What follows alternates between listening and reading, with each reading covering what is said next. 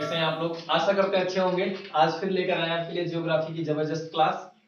आज आपको हम पढ़ाएंगे टोपोग्राफी। टोपोग्राफी यानी स्थलाकृतियां, यानी स्थलाकृतियां उस एरिया पर, पृथ्वी पर ऐसी एरिया, मैंने आपको बताया था कुछ वीडियो में, पिछली वीडियो मैंने आपको पढ़ाया था पृथ्वी का 71% भाग किससे ढका हुआ है? पानी से, और 29% भाग पर क्या है? स्थल। तो इन्हीं स्थलाकृतियां कैसी बनती हैं, आज हम आप लोगों को पढ़ाएंगे। स्थलाकृतियां यानी पृथ्वी पर जो स्थलाकृतियां बनी हैं वो कैसे बनी हैं। कुछ पानी के माध्यम से बनी है, कुछ नदियों के माध्यम से बनी है, कुछ समुद्रों के माध्यम से बने हुए हैं, कुछ हवाओं के माध्यम से बने हुए हैं, कुछ नदियों के माध्यम से बने हुए। वही सब आज आप हमको टोपोग्राफी के बारे में समझाएंगे। सबसे पहली टोपोग्राफी आज की रहेगी आपकी रिवर टोपोग्राफी। रिवर टोपोग्राफी यानी नदी द्वारा बनाई गई स्थलाकृतियां। नदियां, अब आप समझिएगा स्थलाकृति कहते किसे हैं, समझना। पृथ्वी का ऐसा क्षेत्र उबड़ खाबड़ आकृति वाले को स्थलाकृतियां कहते हैं। अब पृथ्वी कहीं पर भी समतल नहीं है, हर एरिया में उबड़ खाबड़ है। तो कहीं जमीन, तो कहीं पहाड़, कहीं नदियां, कहीं झरने, यानी उबड़ खाबड़ स्थिति को क्या बोला जाता है? स्थलाकृतियां। तो स्थलाकृतियां कई प्रकार की बनती हैं। नदी द्वारा भी बनती है, समुद्र द्वारा भी बनती है, हवाओं द्वारा बनती है, बर्फ द्वारा बनती है और नदी द्वारा बनती है। तो आज हम सबसे पहले आपको पढ़ाएंगे रिवर टोपोग्राफी। सबसे पहली टोपोग्राफी होगी आपकी रिवर टोपोग्राफी।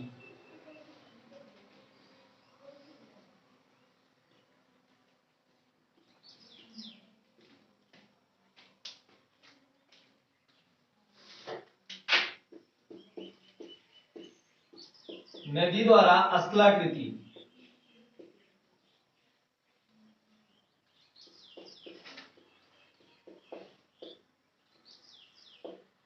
नदी द्वारा आज हमको पढ़ाएंगे स्थलाकृति। नदियां कैसे स्थलाकृतियां बनाती हैं। नदियों की पहले 3 कोर्सेस होते हैं, ठीक है? अपर, मिडिल और लोअर। ठीक है, ये कोर्सेस में नदी के बारे में जब पढ़ाऊंगा तो आपको बताऊंगा। अभी मेरा पर्पस केवल रिवर टोपोग्राफी। टोपोग्राफी नदियां कैसे बनाती है स्थलाकृतियां वो जानते हैं। ये 3 डिपार्टमेंट में चेंज होती है। ये 3 तरीके से क्रियाएं करती है।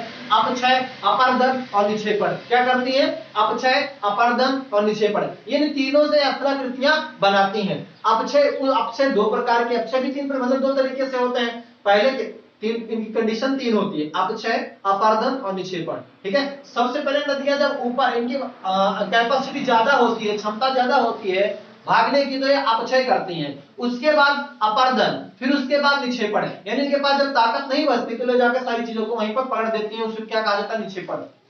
सबसे पहले हमें समझ लेते हैं अपक्षय, अपर्दन और निक्षेपण किसे कहते हैं। आज हम आपको पढ़ाएंगे सबसे पहले अपक्षय।